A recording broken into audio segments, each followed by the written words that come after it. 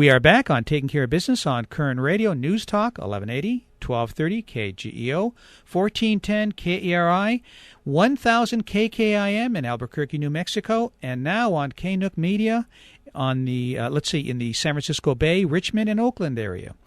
So that was an interesting conversation with Demi. I'm sorry that we just had her on for a short period of time. But again, this is a very important month in the pro-life movement when you're looking at Roe v. Wade and all the lives that's affected over the last 20-plus years. We're going to take a little turn here and talk to a gentleman who wrote a great book that I can't wait to get my hands on. Jim Lacy wrote a book called Taxifornia, How Liberals Are Bankrupting California. Surprise, surprise. Jim, welcome to Taking Care of Business. Thank you very much. It's a pleasure to be with you. This is going to be a fun book. I can't wait to get my hands on this. Well, it really does put the lie to these false claims by the liberal Democrats and Jerry Brown that because they've raised all of our taxes to the highest levels in the nation that they now have a surplus and that's a good thing. It isn't. Californians are suffering, and the average person knows that there's no economic miracle going on. Our sales taxes are at the highest in the nation. Our income taxes are at the very highest in the nation. The gas tax is the highest in the nation. And we have two things going on. We have rich people and job creators, in essence, fleeing the state. Something like 73,000 small businesses evaporated in the year 2012. And on the other side of the spectrum, our state is getting poorer as a result of these liberal Democrats' taxes. Our poverty rate is the highest in the nation for 2 years running. That coincides with the enactment of the Proposition 30 tax increases. So we have a really bad economic situation, and hopefully Californians will take an interest in my book and read it and get the facts. Well, now when you say poverty rate, what do you mean by that? Explain that. Well, the Obama administration does economic surveys, and they have an economic survey called the U6. Mm-hmm. And that survey is based on income, and they go in and they look at the entire nation, they look at incomes for the entire nation, and then they do calculations. And according to the new statistics for the last 2 years, 24% of Californians live in poverty. 24%? That is 6.1 million people. It is higher than the District of Columbia. Wow. There's two reasons for it.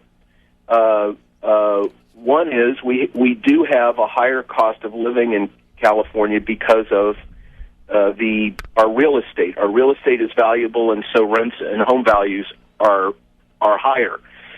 But the flip side of the coin is that government policies are adding to the cost of living for the poor people. So when you have the highest sales tax of any state in the nation, the highest gas tax, and other consumption taxes, whether they're on mattresses or excise taxes on tobacco and so on, what the government does is push people in California who are already teetering deeper into poverty. And this is terrible consequences of the liberal Democrats' policies, while at the same time, the high taxes for income taxes push the wealthy and push small businesses out of the state who could create jobs. So as a result, we've got the highest poverty rate in the nation 2 years running. We have a very high unemployment rate, particularly in the Central Valley. And on top of that, we have something new. We have the second highest distressed job rate in the nation. Only Nevada has a more distressed job. The distressed job rate calculation is based on people who have jobs that are tenuous.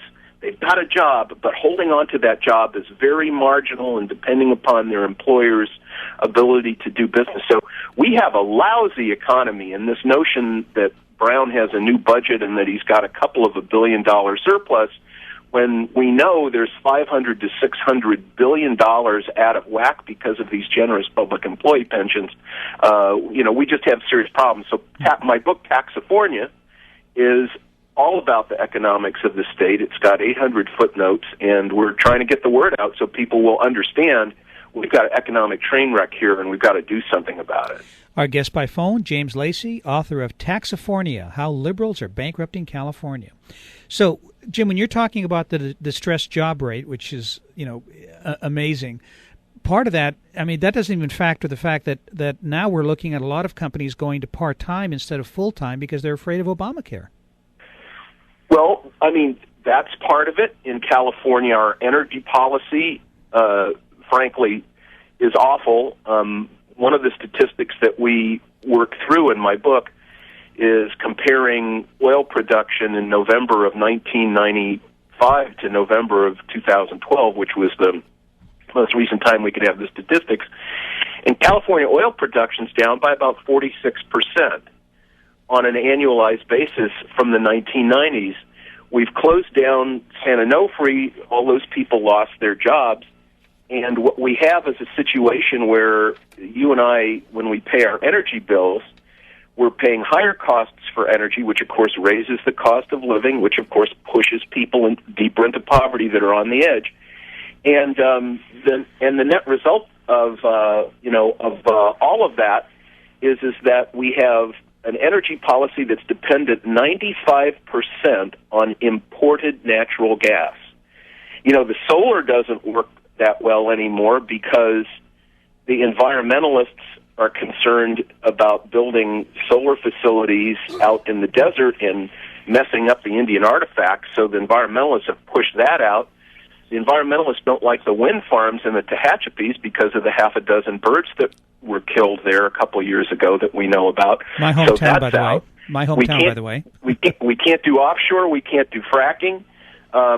We're just in a very, very serious state, and all of that takes its toll in jobs. Mm-hmm. We are losing jobs as a result of these terrible policies.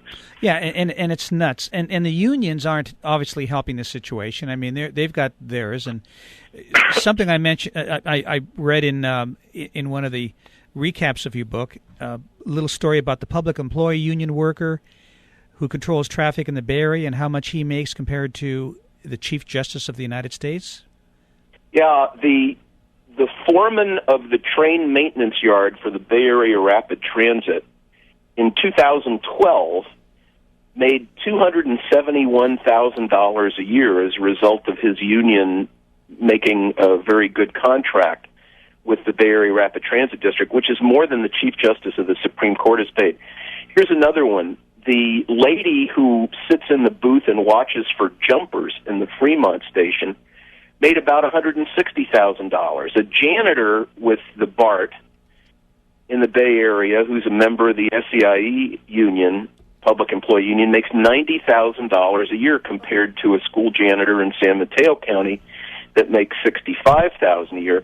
The comparabilities are out the roof with some of these situations. I mean, we have the situation where one man who was a city manager expected that he was going to get a public employee union pension of $911,000 a year. That's a fact.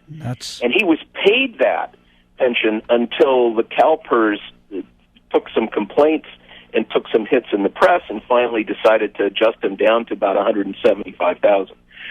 It's a very odd situation that we have today, and it needs to be exposed. The very purpose of government, local government, which is supposed to provide police, fire, safety services, and roads, is shifting.